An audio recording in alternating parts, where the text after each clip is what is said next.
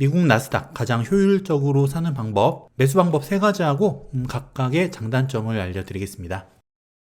안녕하세요, 상승효과입니다. 연일 최고가를 경신 중인 미국 증시. 여러분은 미국 지수, ETF 어떻게 사고 계신가요? 지금 상승효과TV에서 나스닥 매월 사 모으기 10년 동안 사기 콘텐츠를 진행하고 있죠. 이 콘텐츠 같은 경우에는 매달 같은 수량을 모아가는 중이에요. 저 같은 경우는 10만원, 이 콘텐츠를 처음 시작할 때만 해도 6만원대였는데 지금 벌써 8만원대까지 올랐습니다. 그래서 처음에는 6만원씩 2주 12만원어치를 샀었죠.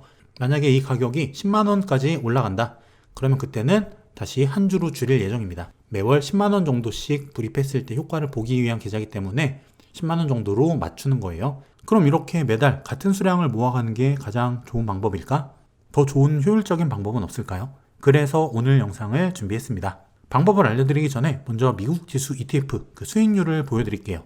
나스닥 ETF의 대표 주자 QQQ, 나스닥 지수랑 똑같죠? 움직임은 최근 1년 동안 주가가 많이 올랐습니다. 최근 1년 45%, 최근 3년 동안 33%. 이거 연평균 수익률이에요. 그리고 최근 5년 동안은 29%, 그리고 최근 10년 동안 22%의 꾸준한 수익을 내왔습니다. 물론 이렇게 굴곡도 있어요. 하락하는 구간도 있고 중간중간 조정 기간도 있습니다. 코로나 때처럼 움푹 패인 기간도 있었죠. 하지만 결국에는 올라온다는 거예요. 최근 1년 연 45%의 엄청난 수익률을 보여주고 있습니다. 주식 초보 주린이 분들이 이거저거 갈아타면서 손실 볼 동안에 그냥 나스닥 ETF 하나만 샀다면 수익을 많이 보셨을 거예요. 그래서 이 지수에 투자하는 것, 이게 좋은 겁니다. 그 다음에 스파이 S&P 500 지수를 추종하는 ETF죠. 움직임은 마찬가지로 똑같습니다. S&P 500과 수익률은 어떠냐? 최근 1년 42%, 최근 3년 21%, 5년 동안 19%, 최근 10년 동안은 16.3%. 나스닥보다 다소 낮은 수익률을 보여주고는 있지만 어쨌든 나스닥에 비해서 그 변동폭은 적습니다. 하지만 제 개인적으로는 나스닥 지수를 선호하는 편이에요. 이렇게 스파이도 연 42%의 어마어마한 수익을 보여주고 있습니다. 그럼 우리가 왜 미국 증시에 투자를 하고 있을까? 코스피와 미국 증시의 차이가 뭔지 한번 볼게요. 먼저 코스피, 딱 봐도 보이실 거예요. 이렇게 박스권입니다. 박스피라고도 불렸죠. 물론 2020년 코로나 이후로는 많이 올랐어요. 코스피라는 말이 무색할 정도로 좋은 상승률을 보여줍니다. 하지만 역사적으로 봤을 때는 이런 주가의 박스, 횡보, 정체 기간이 굉장히 길다는 거예요. 이렇게 박스가 한 칸씩 올라가면서 계단식으로 상승하는 이런 모습을 보여주고 있습니다. 이게 바로 코스피의 특징이에요. 그럼 왜 이런 현상이, 박스피 현상이 나타날까? 바로 이익의 정체 때문입니다. 주가는 이익에 수렴하죠. 코스피에 포함되어 있는 기업들의 이익의 합계, 그게 늘어나면 코스피가 올라가는 거예요.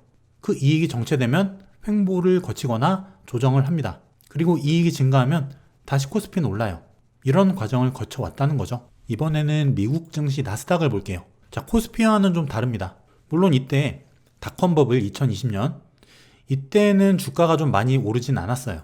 하지만 그 이후부터는 지속적인 우상향을 보여줍니다. 이게 바로 미국 증시의 흐름이에요. 우리나라 코스피는 박스피인데 미국 주식은 왜 이렇게 잘 오를까? 같은 이유예요. 바로 이익 때문인데, 미국 기업들의 이익 지금 폭발하고 있죠. 이익이 올라가는 만큼 주가도 올라간다는 거예요. 최근 움직임도 마찬가지죠. 코스피는 안 오르고 있는데 미국 주식만 올라가는 이 현상, 바로 이익 때문입니다. 바로 기업 이익의 예상치가 좋아지냐 나빠지냐 그 차이예요. 특히 이제 우리가 살아갈 미래, 4차 산업혁명이 주도하는 미래죠. 그 4차 산업혁명, 미국 기업들이 주도하고 있습니다. 세계 1등 기업들이죠. 그리고 전 세계에 자금이 유입되는 선진 시장이에요. 기업의 이익이 계속 늘어나고 자금이 몰리는 시장, 당연히 우상향하지 않을 수가 없습니다. 너도 나도 사고 싶어 하는데 당연히 주가가 떨어지질 않는 거죠. 이게 바로 미국 지수를 사야 하는 이유 중에 하나입니다. 우리의 삶은 계속 패러다임이 바뀌어갈 거예요. 4차 산업혁명, 이제 조금씩 맛배기를 보여주곤 있지만 아직 시작도 안 했습니다. 늦지 않았다는 거예요. 우리의 삶이 앞으로 바뀌는 만큼 주가는 올라갈 겁니다. 처음에 퍼스널 컴퓨터, PC가 나오고 우리의 삶이 바뀌었듯이, 그리고 스마트폰이 나오고 나서 우리의 삶이 바뀌고 있듯이 마찬가지입니다. 미래도 바뀔 거예요. 거기에 따라서 기업의 이익, 수혜를 보는 기업들, 많은 혁신 기업들이 나타날 거고 그만큼 결국 주가는 올라갑니다. QQQ나 스파이 이런 지수 ETF 말고도 팡 주식이나 테크탑, 또 4차 산업혁명의 자율주행, 로봇, 드론, AI, 반도체, 메타버스 이런 굉장히 많은 섹터들이 있죠. 우리가 조금만 관심을 가지면 충분히 투자할 곳은 넘치고 넘친다는 거예요. 하지만 이 중에서 QQQ와 스파이, 미국의 지수는 이런 모든 기업들, 모든 섹터, 미래를 주도할 섹터 다 포함이 돼 있다는 거죠. 간편하게 투자할 수 있는 곳이라는 거예요. 그럼 오늘 내용의 핵심이죠. 나스닥 어떻게 사야 할까? 크게 세 가지 방법이 있습니다. 첫 번째는 목돈 매수, 두 번째는 지금 상승효과TV에서 하고 있는 매월 적립식 투자, 그리고 세 번째는 변형된 적립식 투자입니다. 각각의 방법을 알려드리고 장단점을 알려드릴게요. 먼저 목돈 매수. 먼저 내가 가진 돈이 1억이라고 가정을 합니다. 이 1억을 투자한다고 했을 때 최저점에서 1억을 모두 투자해요. 그러면은 이만큼 좋은 건 없겠죠. 가장 투자 효율성이 높은 방법이 될 수 있어요. 그런데 이 1억을 최고점에 내가 물렸다. 그리고 큰 하락이 왔다. 이렇다고 한다면 가장 효율성이 낮은 투자를 하게 됩니다. 이런 단점이 있는 거예요. 물론 미국 지수 코로나 때 33%가 빠졌어요. 여기서 고점에 다 물린 사람이라고 하더라도 결국에 이익으로 전환이 됐죠. 미국 시장의 특성상 어쨌든 고점에 내가 물리더라도 언젠가 다시 회복은 가능하다는 거예요. 이게 시장의 원리입니다. 물론 이때 2000년 닷컴 버블이죠. 이때 고점에 물린 사람은 2017년까지 본전을 못 찾았어요. 원금 회복이 안 됐죠. 물론 지금은 4차 산업혁명이 본격화되고 있고 이익이 급증하는 구간이에요. 하지만 지금까지는 그래왔지만 앞으로도 무조건 이렇게 가파르게 상승할 거다 단정 짓기는 어렵죠. 가파르게 올랐기 때문에 지금 시점에 몰빵 투자하기 부담되는 건 사실입니다. 이렇게 목돈 투자는 내가 어느 시점에 투자했느냐, 또 그 자금의 성격, 단기 자금이냐 아니면 길게 가져갈 수 있는 여유 자금이냐, 여기에 따라서도 그 방법의 한계가 있을 수 있다는 거예요. 장기 자금이고 저점에 투자했다면 뭐 더할 나위 없이 좋죠. 그냥 끌고 가면 됩니다. 하지만 뭐 결혼 자금, 집을 사야 하는 자금, 이런 기간이 정해진 자금이라면 이 목돈 투자, 일시에 매수하는 이 몰빵 투자는 리스크가 높은 방법이라는 거죠. 그렇다면 분할해서 사는 방법이 있겠죠. 상승효과TV에서 하고 있는 매월 이렇게 모아가는 이런 방법도 있겠지만 이게 아니라 그래서 이런 방법도 있어요.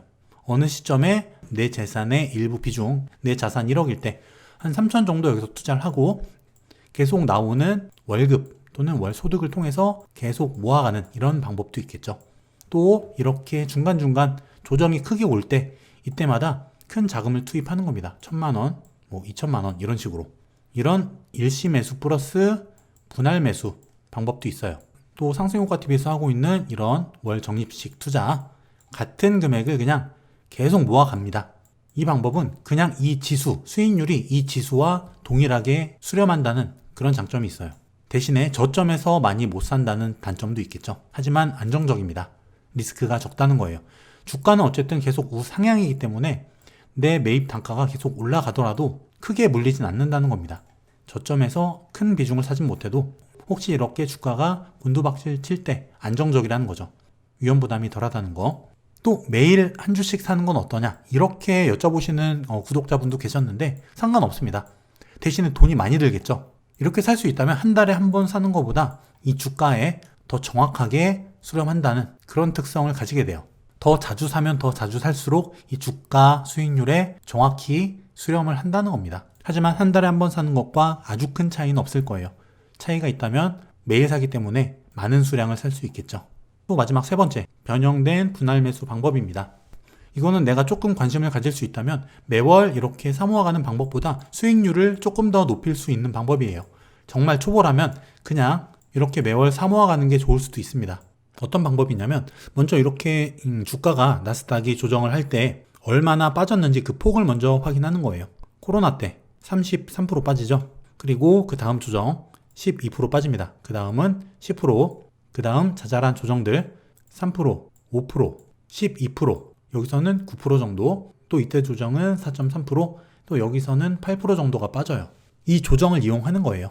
뭐냐면 먼저 내가 기준을 정하는 겁니다. 3%, 5%, 10%, 30%, 이 정도로 나눠가지고 이렇게 퍼센티지별로 주가가 빠질 때 한 달치를 더 먼저 땡겨 사겠다, 두 달치를 땡겨 사겠다, 세 달치 땡겨 사겠다, 1년치 땡겨 사겠다, 이런 식으로 기준을 정하는 거예요.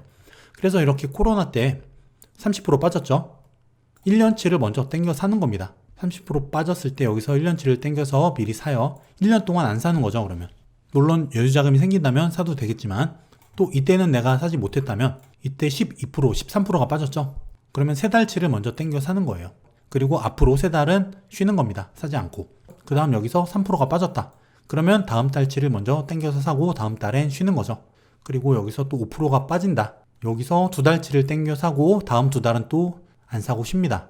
이런 식으로 매달 사 모아가면서 이렇게 주가가 크게 빠지는 시점, 내가 정해놓은 수량만큼 미리 땡겨서 사는 거예요.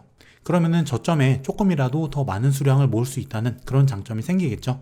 이거는 제가 나스닥의 등락률을 보고 이렇게 생각을 해본 거고, 이거는 등락률이나 혹은 이 변동성, 또 출렁임, 거기에 따라서 다 달라질 수 있어요. 이렇게 지그재그로 횡보 구간이 긴 주식이라면 이 바닥권에서 좀 더 많이 사고 천장권에서 일부 매도하면서 매수 단가를 조금씩 낮춰가는 이런 방법도 유효하겠죠. 이렇게 매수 매도 방법은 내가 얼마나 관심을 가지고 내가 보유한 그 주가의 특성을 얼마나 잘 알고 있느냐, 여기에 따라서 충분히 효율적인 방법을 생각해낼 수 있어요. 제가 말씀드린 방법은 그냥 예시일 뿐입니다. 이렇게 하라는 게 아니라 나에게 맞는 방법을 찾아서 좀 더 효율적인 매수 방법을 계속 연구해 볼 수 있다는 거예요. 주가가 한번 굉장히 크게 출렁인다.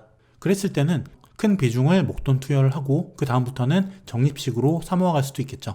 그리고 지난 그 등락률을 보는 거예요. 코로나 때 이렇게 공포가 극심한 와중에서 33%밖에 안 빠졌단 말이야. 그러면은 비중을 생각해 보는 거예요. 그럼 다음에 10% 정도 빠졌을 때는 코로나 같은 그런 기회의 3분의 1 정도니까 그 3분의 1 정도 내가 자금 투여를 해볼 수 있겠구나. 이렇게 생각을 할 수도 있다는 거죠. 어쨌든 중요한 거는 이 주가가 떨어질 때 그 주가 하락의 기회를 내가 얼마나 잘 잡을 수 있느냐, 여기 달린 겁니다. 주가 고점에 내가 물려 있다면 떨어지면은 손해예요. 현금이 없기 때문에 주가가 아무리 떨어져도 그 기회를 못 잡습니다. 오히려 손실만 크게 불어나게 되겠죠. 이래서 평소에 내가 주식을 어떻게 운용하는지, 리스크 관리를 어떻게 하는지, 포트폴리오, 현금 비중 이런 것들을 어떻게 운용하는지, 이게 굉장히 중요하다는 거예요. 주식 초보일수록 리스크 관리를 많이 하셔야 됩니다. 지금 근데 미국 주식 너무 올라서 무서워서 못 사겠다, 이런 분도 많이 계시거든요. 그런 분들은 그냥 지금 한 주 사세요. 이 영상 끝나고 나서 그냥 한 주 사는 겁니다. 미국 주식 계좌 그냥 바로 터 보시고, 비대면으로 거의 가능하죠, 요즘에는. 또 미국 지수 ETF 같은 그런 상품은 우리나라 자산운용사에서도 굉장히 상품이 많습니다. 지금 저도 타이거 미국 나스닥 100 국내 운용사 미래에셋증권 그 상품을 사고 있고요. 이런 국내 상품들은 우리나라 주식 계좌에서 매수가 가능하거든요. 미국 주식 너무 어렵게만 느껴지고 괜히 부담이 된다, 그런 분들은 그냥 한 주를 사보는 겁니다. 부담 없이. 한 달에 외식 한 번, 2번만 안 해도 8만원 마련할 수 있죠. 커피, 담배 조금만 줄여도 8만원 아낄 수 있어요. 그걸로 그냥 한 주 사세요. 일단 한 주 사고 나서 생각해 보는 거예요. 그리고 고점이어서 내가 부담이 된다면 원래는 소비로 쓸 돈인데 그 소비를 투자로 바꿀 수 있겠죠. 술, 담배, 커피, 사고 싶던 옷, 가방, 시계 이런 것들 조금 참고 그 돈으로 그냥 사는 겁니다. 이거는 주가가 하락해서 손해를 보더라도 손해가 아니에요. 원래는 내가 소비를 통해서 없어졌을 돈이니까요. 꽁돈으로 투자를 한 거기 때문에 설령 지수가 떨어지더라도 손해가 아닙니다. 이런 마인드로 일단 시작을 하는 거예요. 최근에 국내 중심만 많이 소외됐죠. 이럴 때일수록 많이 공부하고 투자 스펙트럼을 넓혀야 됩니다. 미국 주식 어려운 게 절대 아니에요.